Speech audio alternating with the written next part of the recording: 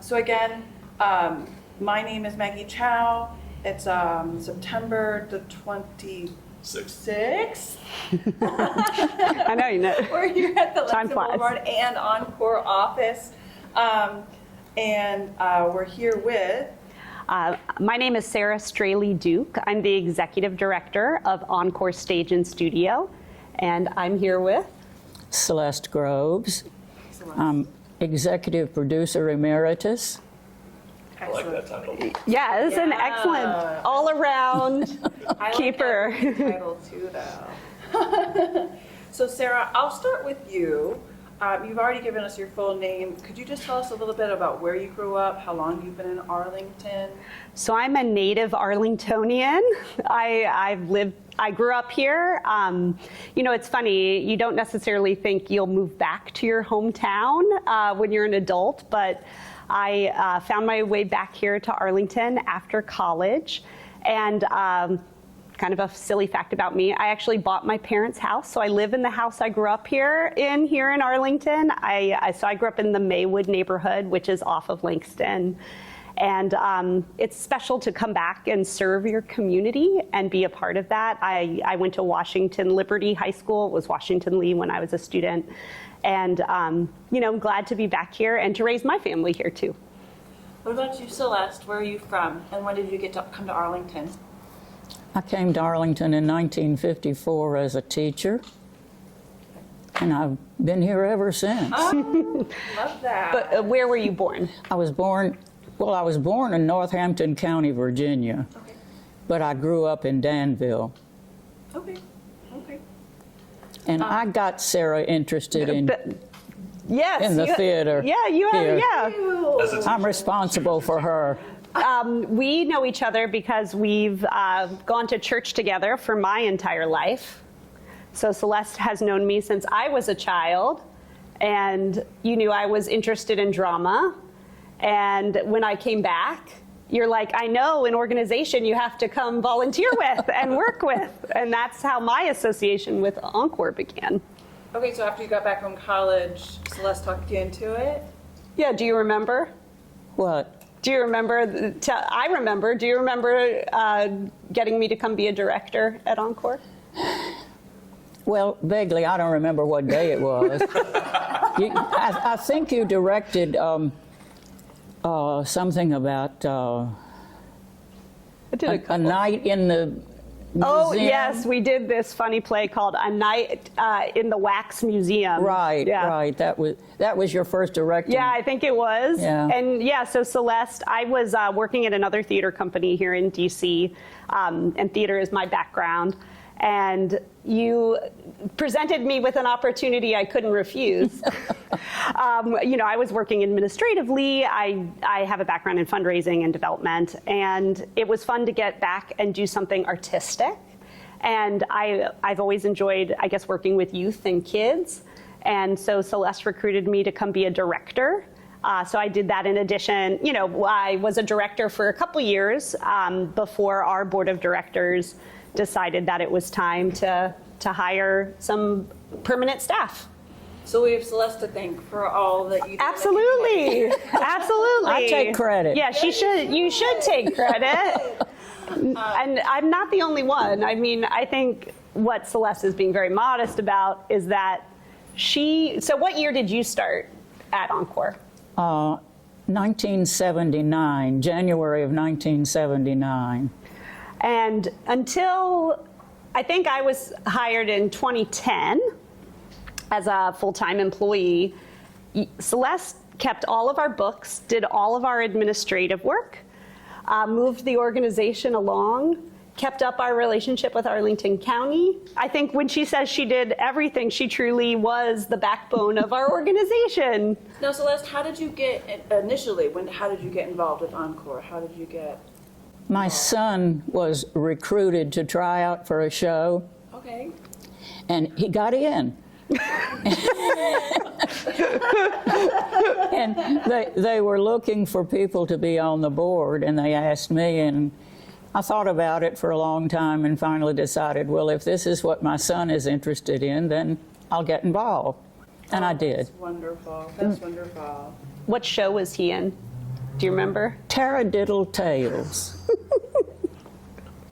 Our very first show, we produced it in 1967 at Lover Run Amphitheater, and it was called A Pocket Full of Preposterous Poems.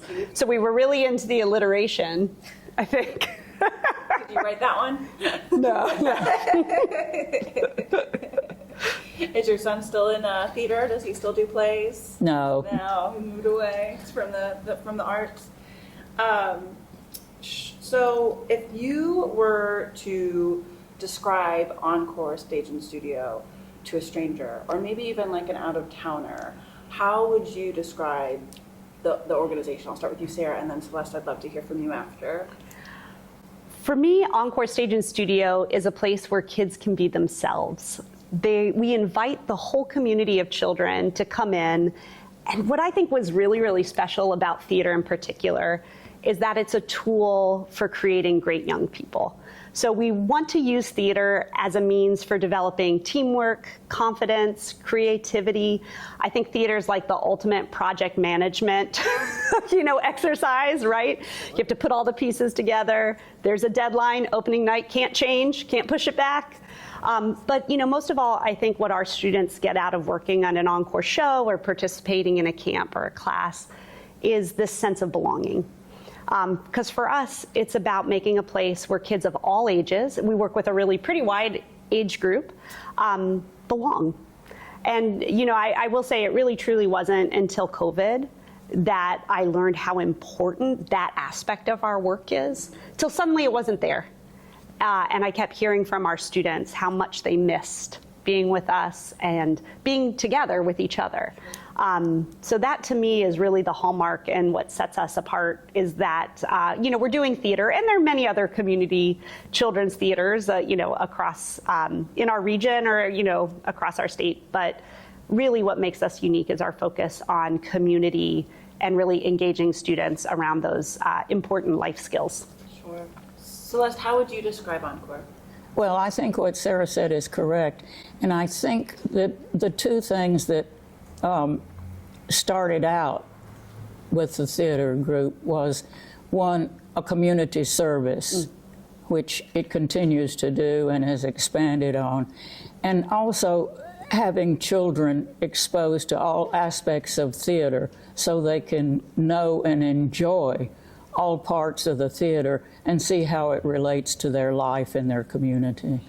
And that's really important. I'm glad you brought that up, because for us, it's not just the actors on stage who are children. Our technicians backstage are kids between 12 and 18. Our student stage manager is leading the production. We walk away as adults and let them call the show, make sure the lights come up, the curtain opens. We also have started adding student designers. So working with our costume designer, our set designer, student front of house management, which is the ushering and the box office, and learning how to do that. We have students who are now working as part of a marketing team, helping get the word out about shows. So really this idea, and it's grown as our organization has evolved, but this idea of student leadership and returning the work back to our students. So, so as staff people, we're teachers and administrator, we're helping to administer the program that the children can then take and run with it, and most of these kids, our sweet spot is really sort of that 7th, 8th, 9th grade. We have students as old as seniors in high school who will participate, but that middle school, early high school is, where we seem to have the most touch points in the community. And we even involve adults. That's true. You want to talk a little bit more about the summer show? Well, when we built the program, the first thing they did was say, we want kids to learn all aspects of theater. So they started a program for middle schoolers called Stage Door. And then they decided, well, that's not enough. We've got to involve younger children. So they started a program for elementary school children called It's Elementary. Well, then they decided, well, we don't want to just involve children, we want to involve everybody. So they wanted to start a program that could include adults, older people, older children and adults. And they said, what shall we call it? And I said, Act 3. It is And it's Act 3. And it involves children and adults as part of the program. So that show takes place every summer, and we do a big Broadway-style musical. So this past summer, we did The Sound of Music with a live orchestra. We had 16 pieces. There were something like 45 people in the cast. There was a crew of at least 20, like 15 or 20. And it was great. And it was great. It was a great show. It really was. And what's really, I think, what Celeste is talking about, what's really special in that show, we had parents and children getting to participate together. We had college students who'd grown up with Encore getting to come back in the summertime and sort of share their broader experience with our current students. It's just a really wide swath. So it's different from what we do during our regular season, where we're really focused on kids 9 to 18 in our program. And we get to open it up a little bit more and have a lot of fun with it. So we did Sound of Music this last summer, and we'll be doing Footloose in summer 2025. And just a way to keep our community engaged in a broad way. Sure. Now, you've already touched on most of this, but I wondered if you had anything to speak to more on the goals of the program, the connectivity. We've talked about the engagement with the community. Is there anything else you want to share about the goals of these programs? Absolutely. For me, I think theater, what drew me to theater as a kid in particular is I think it builds empathy between one another. So I think drama is an important foundation regardless of what professions kids may choose in the future. I hope that they'll have the chance to participate in an arts program where they get to understand a little bit more about their friends and their community. So, Celeste was talking a little bit. We have a really robust summer camp program. We have a pre-K program for kids 3 to 5. We have our It's Elementary program, which is for kids 5 to 9. We have a program called Scenes for Tweens, so you can imagine who that's for, those middle years. And then Stage Door still exists. That's our longest running program, and that serves students all the way up to 15. And so throughout those summer programs, which we really are the heart of what we do, we're serving an important community need because, gosh darn it, people need childcare. Me included. We need somewhere for kids to go in the summertime, but we really want that to be, important for them on many levels. So, they'll have fun. We want to make sure it's enjoyable. So we pick themes they'd like to work with. We have a wizarding theme that's always very popular. And then we're building drama skills. So whether it's learning how to improvise, or it's learning dance or music, or just getting up on stage, like building that self-confidence in that It's Elementary age group. Sometimes that's the goal of the week. Did we get all of our kids up on stage, excited to be here and participate? And then it says life skills. It's interesting, too, to hear from so many of these students who've been through programs and come back and say how much it's meant to them, not just in their personal life, but in their professional life. Whatever profession they choose, they have found that being with a theater group like Encore has meant that much to them. Yeah, that's impactful. It's meaningful. So you told us a little bit about many of your programs. Are there any other programs that you want to share or talk about? Absolutely. Okay. I'm ready. So we talked a little bit about our production season. So we do 5 or 6 shows during the school year. They're cast from kids throughout Arlington and actually open to the entire region. And I think what's really important about the work we do is there's no charge to participate in an Encore show. And there never has been, right? Right. And that's just part of our DNA. It's actually very unique. Most of our peer theater groups charge, $400 or $500 to participate in the show. And for us, we feel that it's part about access and making sure all kids in our community can participate. And, I think it gets us a better mix of kids. And we find that our students don't come just from one location. They come throughout Arlington, throughout Northern Virginia. We serve kids from the district and Maryland to a lesser extent. And they get We've even had somebody from Pennsylvania. Yeah, that's impressive to me. That's commitment.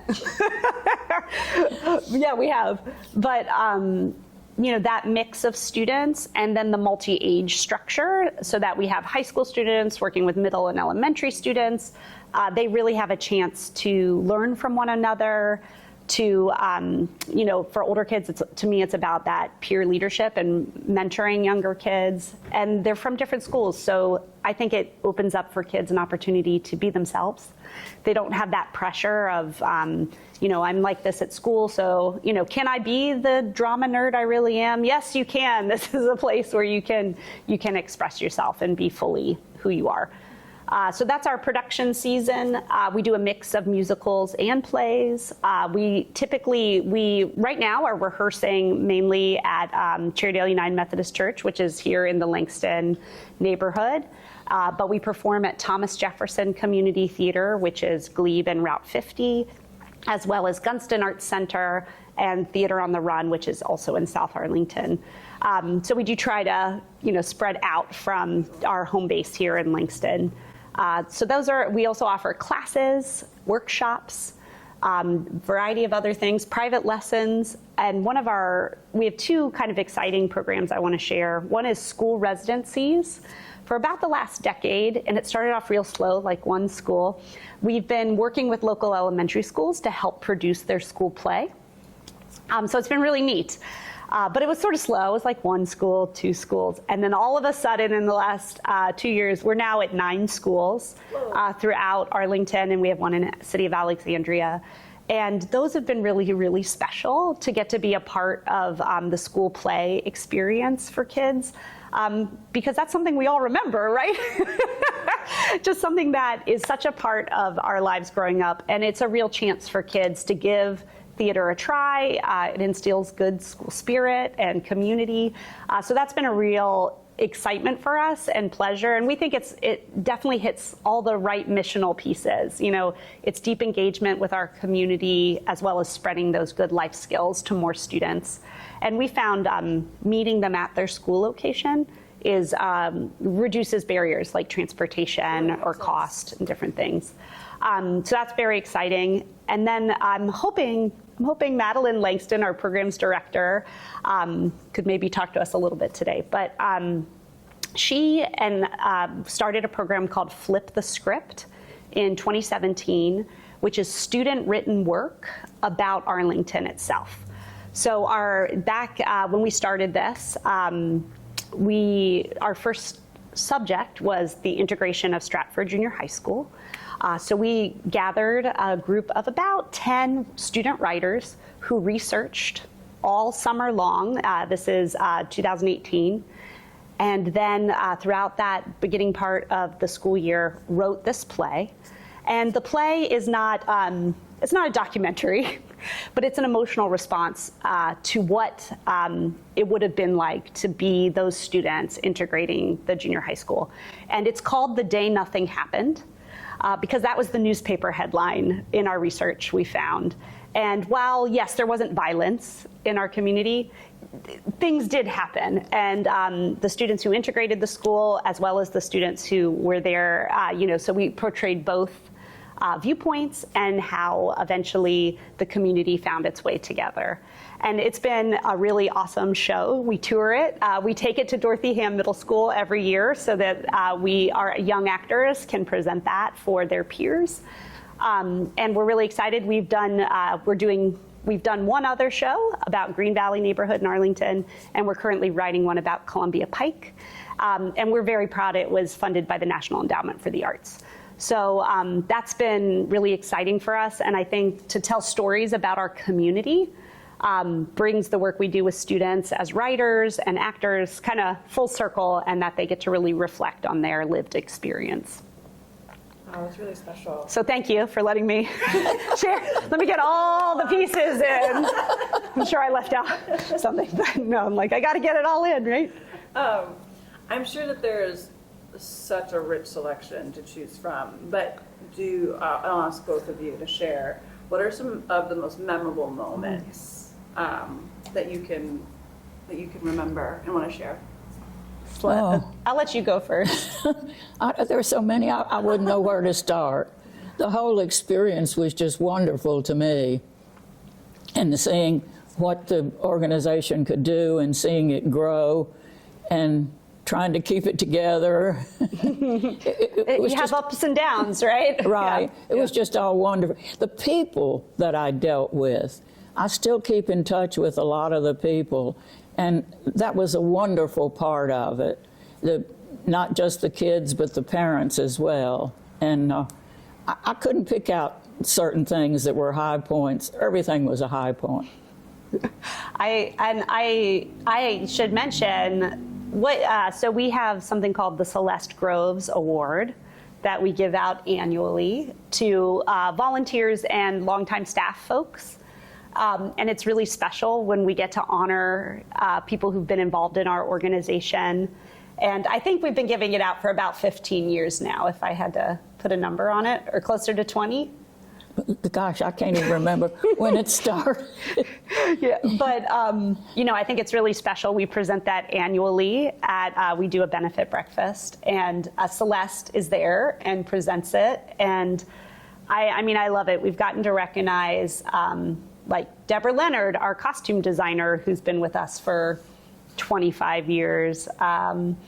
Larry McClemens, one of our photographers, Sherry Gaynor, who did a variety of roles, but one thing I loved, she would flex her creativity. We have a window display outside of the theater, and she would create these really magical windows for the children waiting to go into the show to think about what they're about to see on stage. So I think it's a really special tribute to Celeste's legacy as this backbone, all volunteer, always a volunteer, not a paid staff person, who ensured that our organization continued despite ups and downs and challenges and having no money, facilities issues, making sure that what we were doing here had a rich, long legacy and continued to survive into the future. So I credit Celeste.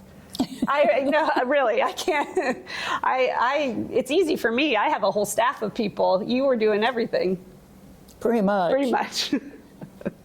I never directed. No, you got to hire the artistic folks. Keeping everything in order and gave us just such a firm foundation that, over the last 15 years, we've been able to grow tremendously in terms of our scope and the number of students we're able to serve, how we're reaching out more into the community, adding new leadership opportunities. And, that's because we had just a really strong foundation to build on. Well, when we started out, the county was such a support. We could not have survived without the help of the county. It has decreased over the years to where we've had to become more independent, but it was a wonderful relationship. Well, speaking to that, can you tell us about some of your community partnerships? You've talked about collaborating with middle schools. Yep. and other groups like that. Are there any other community partnerships you want to speak to? Absolutely. I think, alluding to Arlington County, Arlington is really unique in terms of its support for the arts.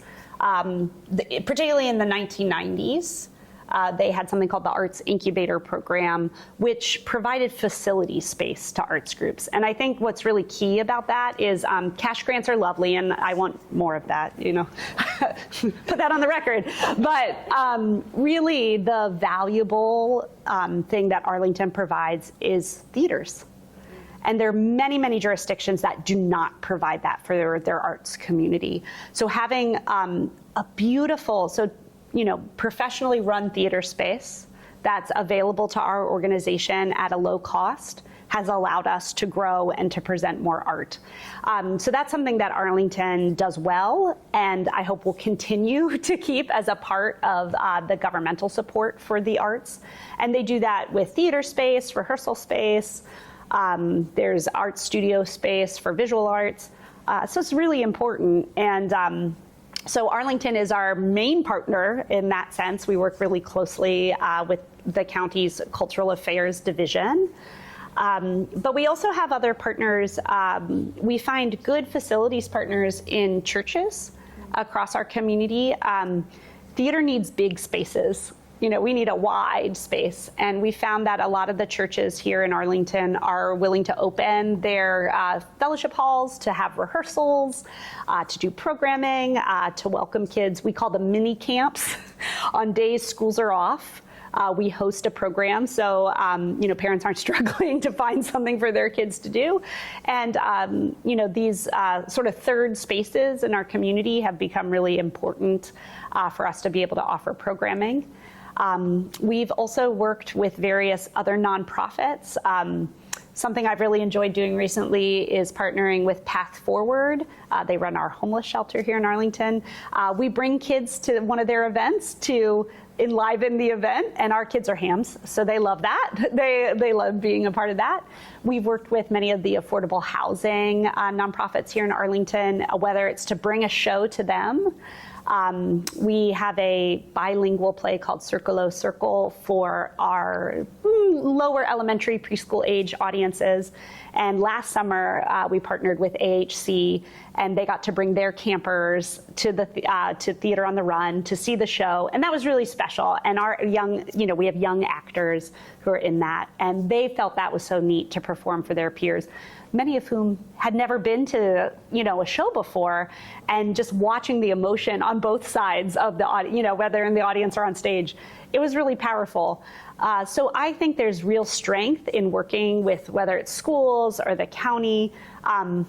We can't do it by ourselves. And I think it does show that nonprofits fill an important role in providing enrichment for students and, in helping be a support, whether that's for families through childcare type programming or, just simply as a fun thing to do with my kid on a Saturday morning. It was really hot outside. I'm going to go see The Lion King, and enjoy that.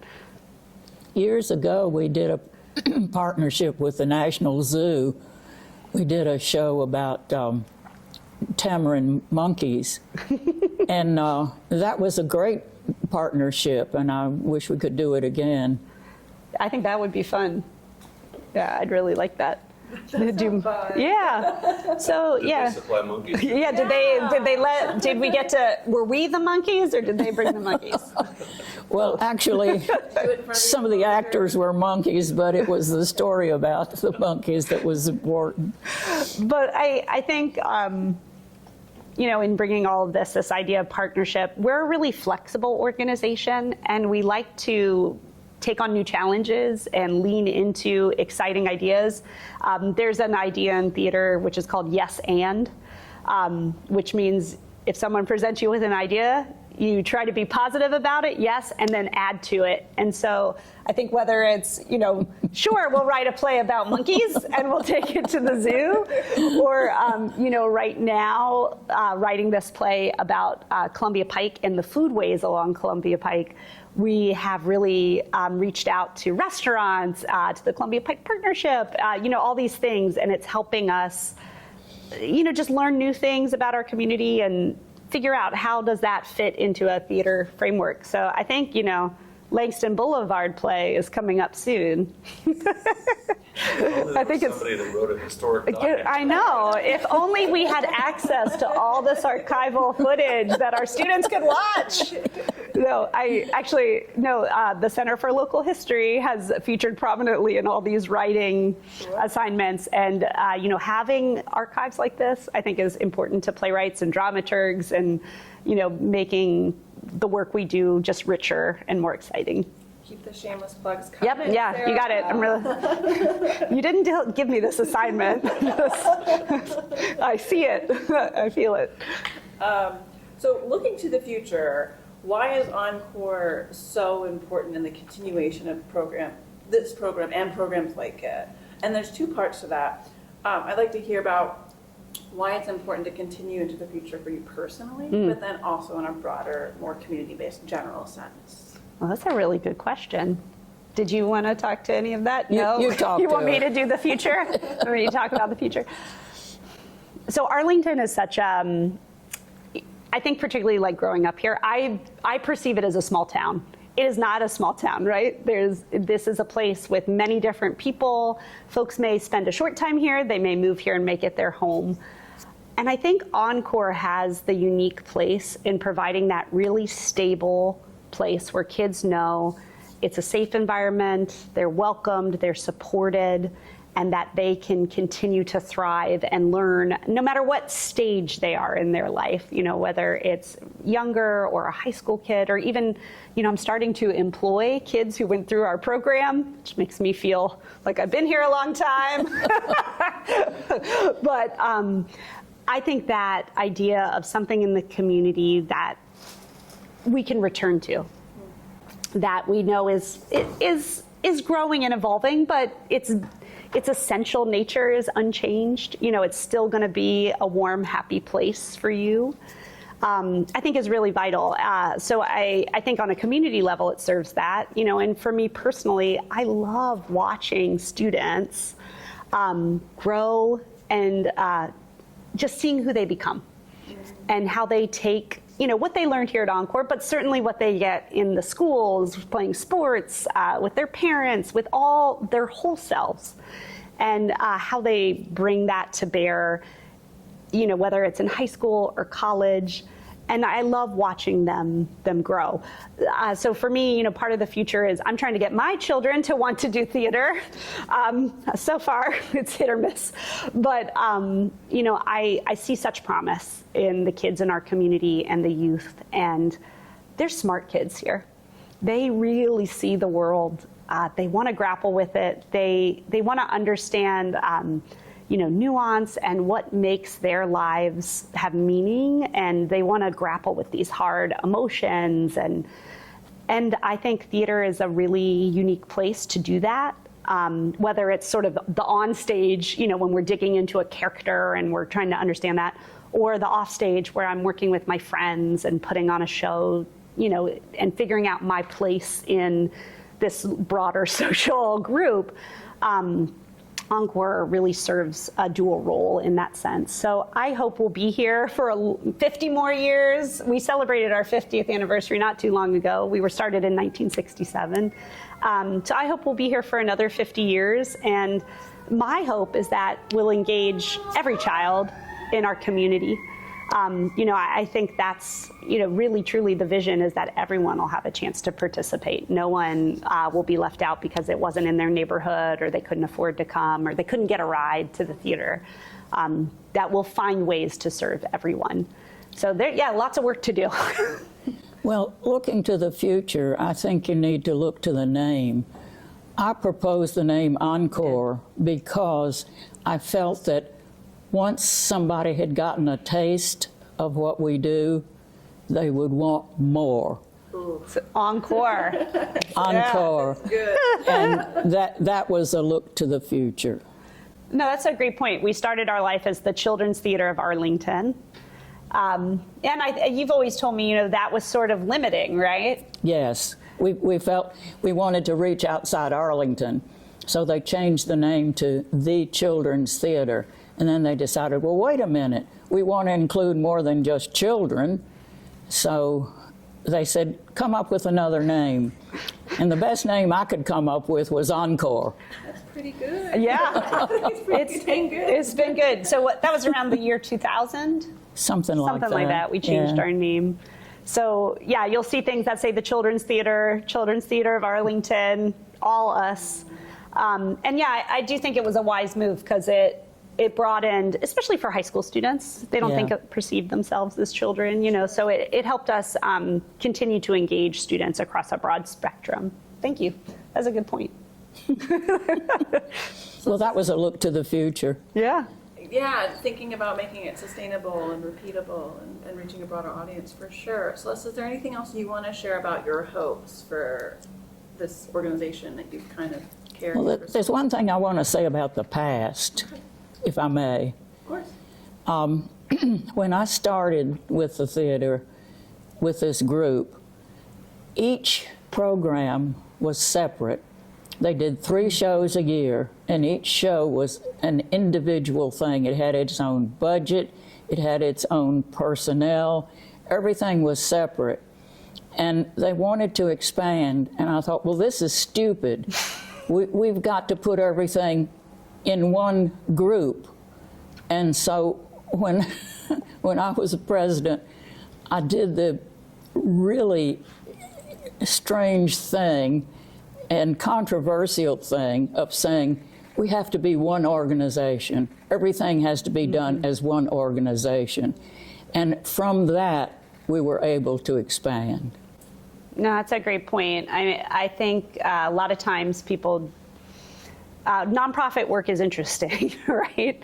It has certain unique challenges, and building on Celeste's consolidation and just saying we're one organization that functions together.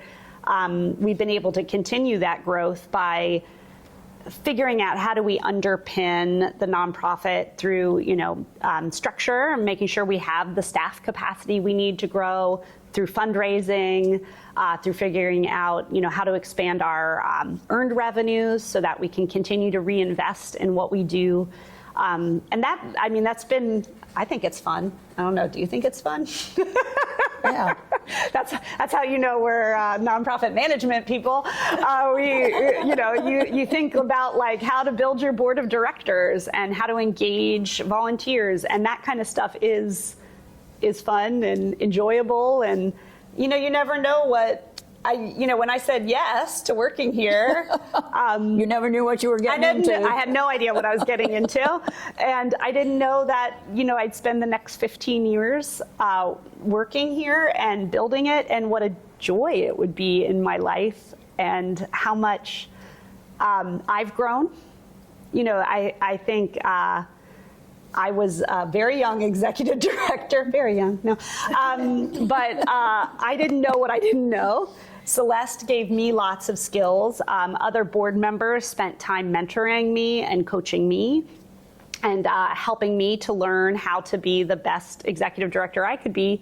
And I felt very fortunate that my skills have grown alongside Encore's growth. And when I think about the future, how can we continue to build in our staff, to build in our volunteers, our whether it's our board, our parent volunteers, to continue to raise that capacity to serve our kids. So all that stuff is fun and exciting to me. It's time to do strategic planning for us. We're on to our next strategic plan, and that's like the best years, right? We just went through ours. People have different feelings, but it's exciting. So I think all of that for me, and getting to invest those energies back into my own community, have been meaningful, personally and professionally. Certainly. Well, that's all we've got. However, if You got a couple of questions, just on dates. Yeah. Celeste, when did you take over leadership? And it sounds like your title was president when you were running the group, or were you called executive director as well? Oh, no, I was never executive director. We didn't have that sort of thing. Okay. I was president. Well, I've been everything except secretary. So she was board president. Okay. Yeah, so you Yeah. started by joining our board, and that was in 1979. Right. And yeah, you served in the board capacities. Yeah. And then you became executive producer. Well, that's a title you gave me. I gave it to you. I didn't realize. I I don't thought know. you were that before. I don't know that I had titles. I just did what needed to be done. Okay. So then when did you stop doing what needed to be done? You're still I'm volunteering sure with you're still us. doing it, yeah. Leadership role. When did you stop your leadership role?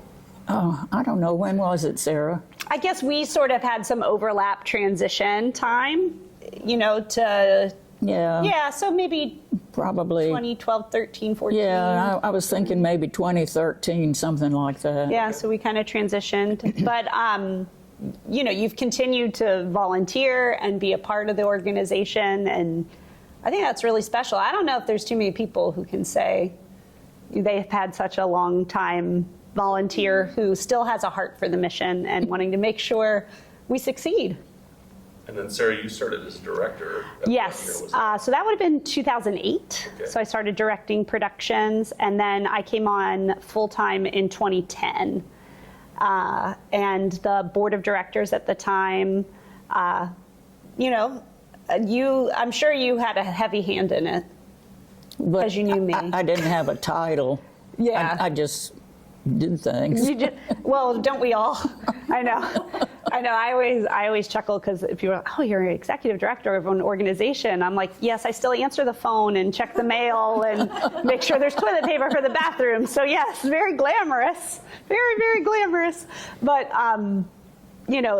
for me, what was exciting was I was able to take some of the skills I'd learned at 2 other previous nonprofit theaters where I'd worked and bring them in to our organization and, really start to build out that administrative structure. We've done a lot of good financial planning to help us to continue to grow. And it's been a lot of fun. So the board of directors at the time, Roger Courtney, he hired me, Patrice Comey, and Nancy Brandberg were the folks who were on the board when, I sort of came in, and they put a lot of trust in me, so I really appreciated that. The board at that time was parents Yes. who put a lot of sweat equity into what they were doing. Yeah, and as we've professionalized, we've been able to take some of those, that was a very much like a working board. They were, I loved, there were times I was volunteering with, in the box office, right, with parents who were helping us. But over time, we've returned, been able to move some of that work to staff. And then our board has been able to really think about our strategy and particularly around fundraising and help us think through some of the bigger challenges that we're meeting today, just in all ways, whether it's programmatic or administrative. Other thoughts? I have one more question. Yeah. For you. So I know that the best stories in theater are when things go wrong. Oh, yes. Like, what are some of your best memories of something that just goes terribly wrong in a play or a musical? Do you have? And it must be, I'm sure they. Oh, yeah, we got some, yeah.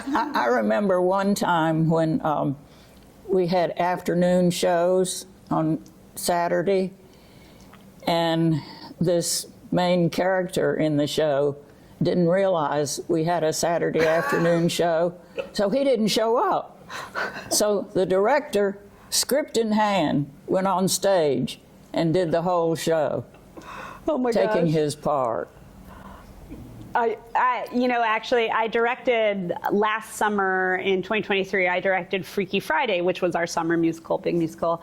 And I hadn't directed for a couple years, and I would have these like night terrors that I was going to have to go on. And I was really worried about it because, still kind of COVID was out there, and I was like, oh no, someone's going to go down.